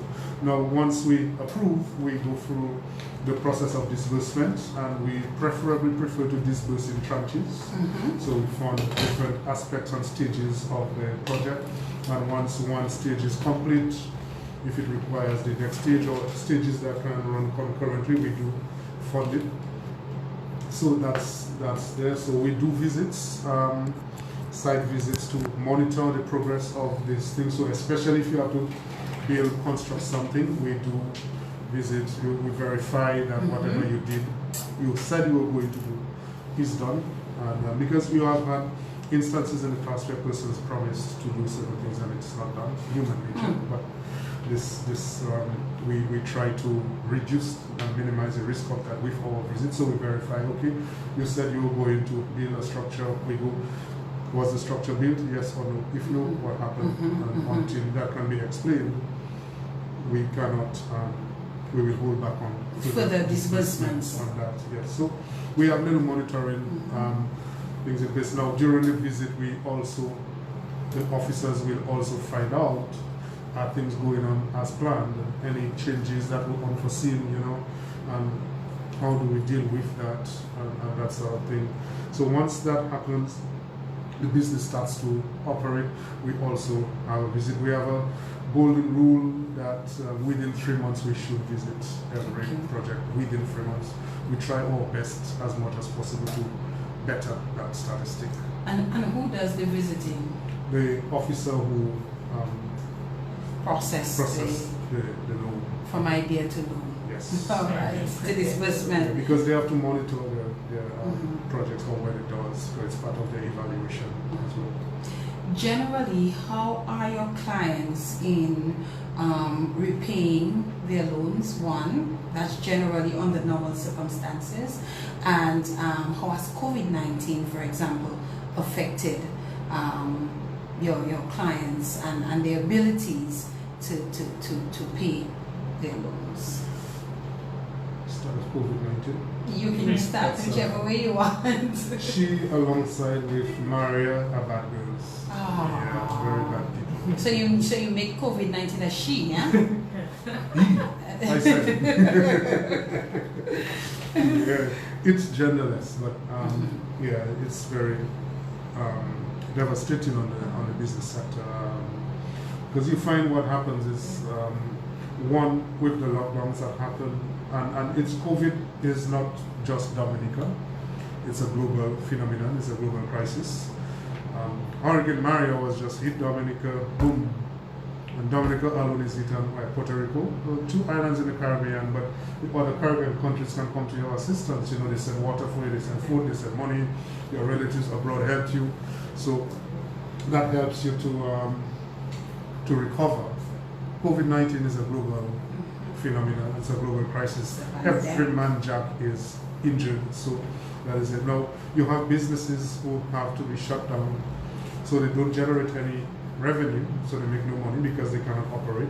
Or even those that operate don't make as much as they expected or traditionally were generating, so that affects their ability to repay as well, because all of their operational costs are still there, so the rents, the overheads in terms of utilities and everything, these are still there that they have to meet. So how do you juggle between paying a loan at NDFD, paying your staff, paying your bills, and keeping the business operating? So that's why we have extended ourselves to work with these clients and give moratorium periods where we say, okay, we'll give you a period of time to assist you to recover, so you can, if you can pay your interest paid, or if you can put a little bit on the principal, we'll welcome that, so we'll work with you on that, okay? So that's it. So generally, COVID-19 has not been good, and COVID-19 wasn't just on the heels of Hurricane Maria. We were just beginning to recover. Hurricane Maria was 2017, COVID-19 was 2 years later in 2019, 2020. So it was just a double blow for most persons in the industry. So that is the generally with regard to repayments, we can do better, or we should do better. That's why I made the appeal earlier that if you did take a loan at NDFD and you went out of state, just remember it's there. Yes. We will work with you. Other people need help too. Other people need help. Yes. We need that money to help other people. So we have an arrears ratio that is not, I think it's in excess of 20%. So we have to work on that as a people. And if you're having difficulties, come in. And now some people, I have had interactions with clients who say, oh, I didn't know I could come in and say I was struggling. So just to let you know that you can come in and talk to us even if you are facing difficulties. Clearly, the NDFD is an institution in Dominica. 40 years of doing this, I think, is exceptional. And I'm sure there are hundreds, maybe even thousands like Micheline out there who have benefited from the NDFD in some way or the other. I hope that everyone has, in fact, remembered when they remember when you needed the help, they gave it to you. If you're truly struggling, I know that it can be hard, but come in and have a conversation. because what you're doing is developing bad credit for yourself. If you come in and have a conversation, then yes, they can work with you. But when you don't pay your bills, you end up with bad credit, and sometime in the future, you may want to go to another financial institution for assistance, and that bad credit that you left at NDFD is going to follow you, and you're going to have a challenge. So they're saying to you, come in and have a conversation with us, and we will help you. So just reading some notes here that I have from you. So you're saying the general criteria for accessing the foundation's financing remains as follows, and you shared it generally earlier. Be economically viable, utilize local raw materials, manufacture new products or develop existing products. I'm seeing Jody right there. Help in the stimulation, the winner of your green Innovation Summit. Help in the stimulation of exports or reduction of imports, and be of a productive value to the community. I think these are important. Oh, certainly. These are very important, and I see some of that, especially through those who were part of the Green Innovation Summit. So I think this is excellent. This is an excellent guide to get your people on. I want you to share with us as well, Mr. Joseph. Help us understand the structure that you have at NDFD. Who are the people? We don't need names necessarily, but who are the people working for you? What's your staff count like? Just the general structure of the business. All right. We have 4 different departments. Okay. We have a total staff complement of approximately 20. Okay. So you were able to bring it up from when you went back down. Just starting where we left off in terms of the arrears and repayment, there's a department you don't want to call in, and that's our recoveries department. Yes. So please, and they are very effective at what they do, and if you don't listen to them, they will take it to the next steps. And then you'll get bad credit. Yes. So that's it. And the ultimate is that unfortunately we have to take some clients to court. So the department is very aggressive right now. So especially if you give them the runaround, and they know, because we know our people, so we know who is able to pay and whatnot. So we have the recoveries department, so that's a 3 staff member department. We have the accounts department, who ensures that our accounts are kept up to date. So as a small business, you may not have an entire accounts department, but we do. It's important. So we have the accounts department. You're dealing with money, loans, yes, you need to get that all back. of those controls inside there to ensure that you have proper administration of the funds. So we have that department. We have also a business support department, which is part of a bigger unit in the business and entrepreneurial department. So that is a 3-member department, 3, 4 persons in there, 4, right? So they help in execution of the support services. So you have, if you want some assistance with your marketing strategy, you want to develop your business cards, you want to develop your business plan, so that department can help you with that.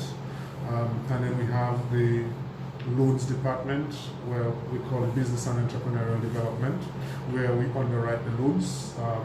So we have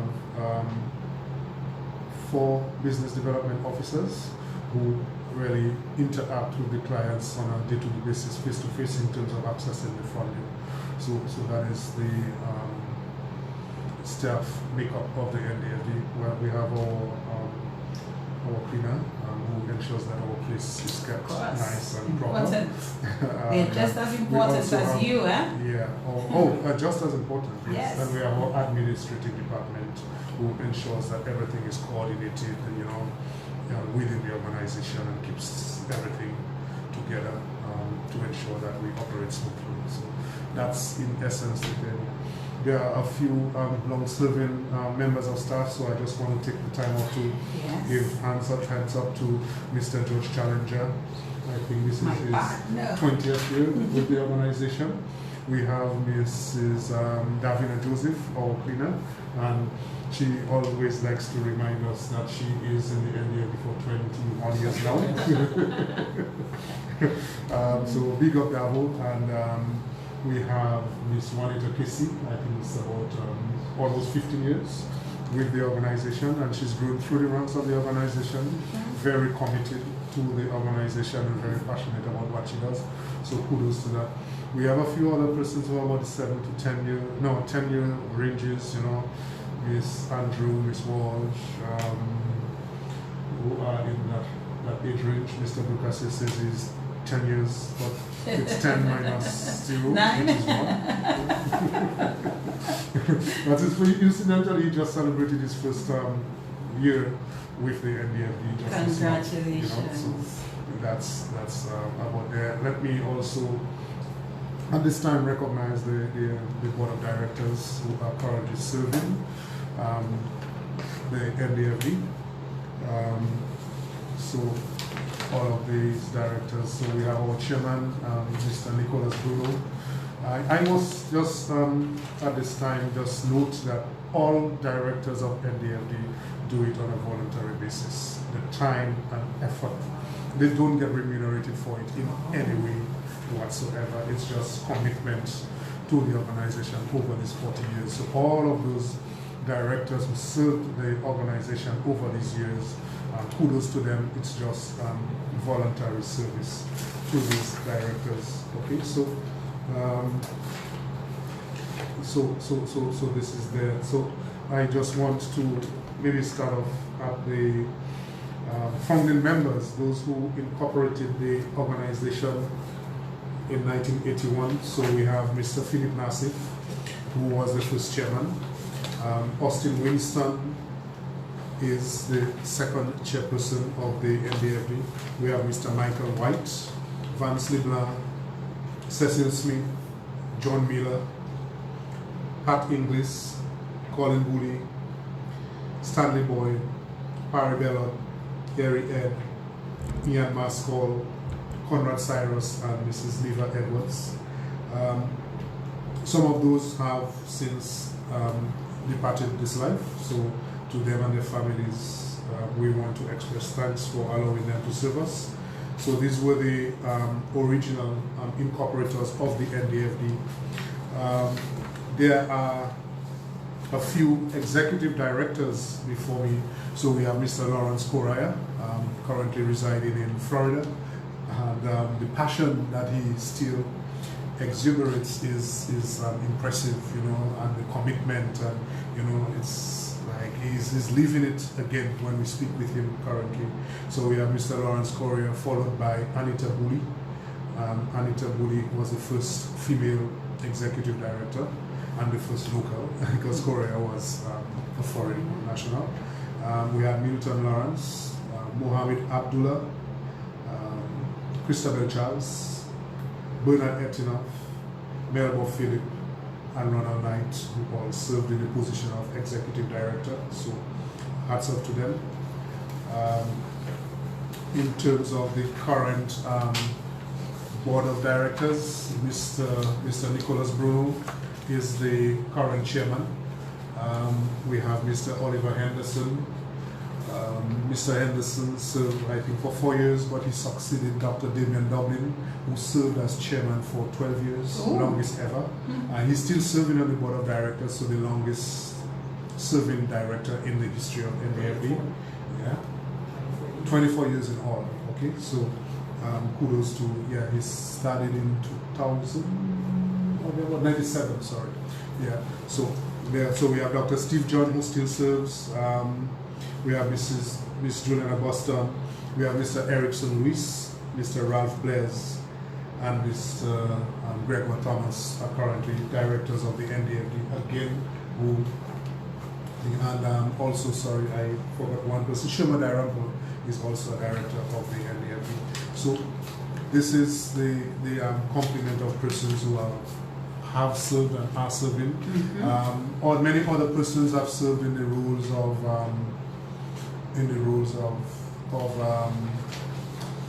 chairman.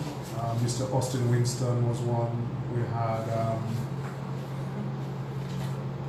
Mr. Hosford Nicholas was chairman of the NDFD, and many others who served one terms, and so I think it was about maybe total 15 or thereabout of them served one term as chairperson of the NDFD. But it's really, really selfless giving to the organization, to the cause really of keeping and sticking to the mission and delivering on that. Some good folks definitely have, contributed to the National Development Foundation of Dominica. We have to get ready to wrap up. I want to find out from you, Mr. Joseph. I think earlier on I took a note. You mentioned some plans that are already in place for the NDFD, some things that you're already working on for the future of the NDFD. Tell us where you go from here. Okay, the most immediate thing is the launch of our pilots in green technologies. So in 2017, we started a partnership with the Inter-American Development Bank to embrace more adaptation and mitigation technologies given what's happening in the environment. So in 2018 we started a study of the marketplace, the NDFD and its clients as well, with regard to the appetite for green technologies, and with a view to launch a product somewhere in 2020 for piloting it and really seeing what the response is. But due to COVID-19, we had to push it back a year. So earlier this year, we did launch the pilot of the green loans. Essentially, what it is a green loan would target any business that wants to embrace energy efficiency and renewable energy technologies. So we have, thus far, we have underwritten, I think, about 7 of those loans, touching every sector, so from service to agriculture to fisheries. Even households have utilized the service to get renewable energies there. So that is ongoing, and we'll be upping that in the next year as we move along, ensure that persons have even more access to it, learning from the lessons of the pilot. We currently have undergoing gender analysis of the NDFD to ensure that we are more gender equal in everything that we do. So in terms of staffing, in terms of clients, in terms of how they operate, and be more gender inclusive in everything that we do. Because, I like that. Yeah, one of the things that we realized even from this study is that you can be gender insensitive and really not know it. So how you craft your message is very important. You know, the picture you portray, and that's why we tried our best to have a lady here with us tonight to show how nice conscious balance. we are of the gender equity issue. So we are doing that, and we also will be exploring how we utilize our clients in getting themselves to be more gender equal and more gender sensitive in their messaging and marketing. So let me just reveal to you right now on the radio that you are one of our persons we are considering to bring you into that study to help you to format your messaging in a way that will be more gender conscious in that. So that's there. We are also currently undergoing a study in digitalization of the organization and also its clients, because everything that we do that we believe is good practice, we extend it to our clients and help them to embrace the technologies to ensure that they improve their probability of success. So that's one of the other things. We are also looking to launch our high performance center. Hopefully we can do that during the course of next year. We're still in the planning stages of it, but what this will be doing is that we'll be providing again avenues and opportunities and space for persons, entrepreneurs, innovators to come in and utilize space and time to be able to execute, explore, innovate, whether it's in technology, whether it's in training, areas, so we'll be making the space and the resources available to assist persons with that. So we look forward to that very much in the next year. I must say that we have been very much distracted by the occurrences of COVID-19, so it has kind of put a little damper and, you know, slowed down the progress on things that we want to do. However, there are lessons learned from these experiences, so you don't take it all okay, COVID, but how can we move on from there? So we are looking at that aspect of it in terms of the High Performance Center. We hope we will be running again things like the Green Innovation Summit. So hopefully the next cohort of that will be not in 2022 or 2023, because we are allowing the cohort and us time to work towards developing these to their full potential as much as possible. So it's not just to have it just for having its sake, but to have a really good impact on what it is that we are working with. And then we are beginning to see that turnover happening of these people really embracing the opportunity and making it work for them and for us. So I think in a nutshell, that's part of the main projects that we have ongoing. So issues of continuous training for our clients will continue. We currently are executing a training program with the Ministry of Tourism, where this is our second cohort that we are training in collaboration with them. So we did a first time with 17 persons last month, mainly young persons in different sectors of business, and we currently have a 10 person cohort that we are currently undergoing executing trainings for in that. We have different partners that we work with, so ICA and the UNDP, we have a program that we are just about. Hopefully we will be able to execute it very soon from now. It's targeting, I think, mainly women, and you know how we can help to empower them in their businesses and that sort of stuff, and especially in agribusiness technologies and that sort of thing. So very, very exciting things ahead for the NDFD as we move along in whatever it is that comes and hits us next year. We'll be ready for it. You will be ready. You're ready. All right, so it's 8 minutes past the hour and we have to get ready to wrap things up now. I definitely want to hear from Micheline, you know, before we wrap things up, and then I'll go back to Mr. Joseph for his final wrap-up comments. So Micheline, you've had the NDFD experience. I want to congratulate you in terms of your business, and I truly want to wish you well in terms of your ideas and your expansion thrust for your business, and I hope that you will continue to succeed. What would you like to leave with us this evening? Yeah, I just want to encourage our young people, and even sitting here tonight and just listening to Mr. Joseph, I mean, so much information and you know a lot of things that our young people should be listening to, because I know a lot of times when they hear NDFD, they only think of NDFD as just, you know, just for loans. But tonight we have learned that NDFD is much more than that. And for people, especially, I really pushing it out there to the young people, because I know young people like myself, they are out there and I know they are struggling financially, they are struggling because of lack of knowledge, they are struggling because they don't have enough human resources, they have the idea but they still need somebody to help them, you know, journey them through their ideas. And I just want them to know that the staff at NDFD, they are reliable.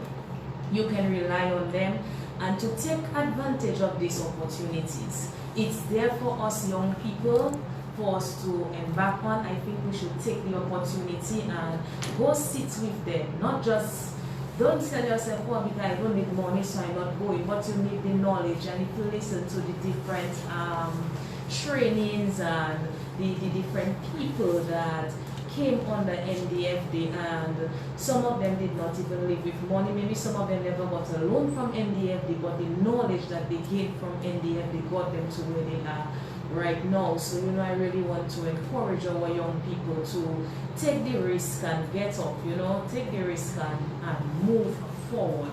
So I really want to take the opportunity to say congratulations to NDFD as they celebrate their 40th anniversary. I mean, 40, my God, I mean, that was a good girl, you know, but I am still thankful that I am here, and I'm also reaping the benefits of the people that have really worked the soil to help people like me today. So I really want to encourage. That's an ambassador. That's an NDFD ambassador. Right? Thank you so much, Micheline, and I truly want to wish you well with your continued business efforts, and hope that you will only see success in the future. Yes, take it, my dear. Mr. Joseph, congratulations on 40 years. Developing business ideas here in Dominica, but not only developing, but helping those businesses to grow and to achieve and to meet success with their businesses. You've done well at 40. You're looking good at 40, as a matter of fact. So I only can wish you well and continued success. And I hope that people do come forward, those who are in arrears, and you know, make their contributions, pay their loans, pay their debts, so that you can continue assisting others. And I just pray that NDFD continues on a successful path, and that you can only get to another 40 and more. I look forward to 50. Let's hope I'm still here. Yeah, just one more thing for Dinah. We have one of our clients who has their product on Amazon. Mm-hmm. Yeah, that is Darroux Nature Farms. Oh. It's they do moringa-based products. Okay. That's Mr. Joey Peltier and Company. Okay. We call Darroux Nature Farms. It was a project we worked with from last year, if I believe, was it? 2019. From 2019, we started working with them, and you know, went through a process of accessing funding, and he is currently on Amazon. So visit it for you never know. This product. So wonderful things that are happening to our clients, and I want to tell them to keep up the faith. As you know, it's not always easy, but struggle makes you stronger once it doesn't kill you. So we are committed, and committed more than ever, and we are recommitting ourselves now to continue serving the Dominican public as much as possible.